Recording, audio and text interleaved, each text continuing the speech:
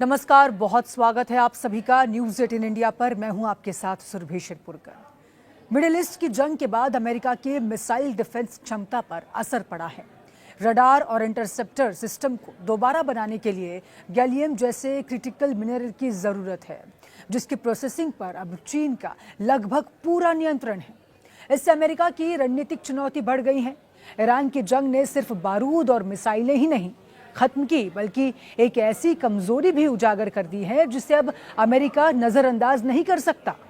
क्योंकि आधुनिक युद्ध सिर्फ हथियारों से नहीं बल्कि उन कच्चे माल से भी लड़े जाते हैं जिनसे ये हथियार बनते हैं।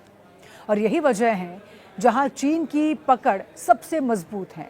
ऐसे में सवाल अब ये उठता है कि क्या अमेरिका को अब अपनी सुरक्षा के लिए चीन की तरफ देखना पड़ेगा, क्योंकि जिस गैलियम जैसे क्रिटिकल मिनरल से रडार और मिसाइल इंटरसेप्टर बनते हैं उसकी प्रोसेसिंग पर लगभग पूरा नियंत्रण चीन के पास है।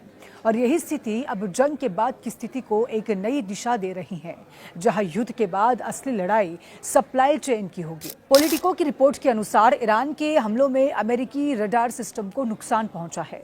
इससे मिसाइल डिफेंस कमजोर हुआ है और अब इन्हें दोबारा बनाने के लिए गैलियम की जरूरत पड़ेगी। लेकिन समस्या ये है कि इस मिनरल की प्रोसेसिंग दुनिया में लगभग पूरी तरह से चीन करता है।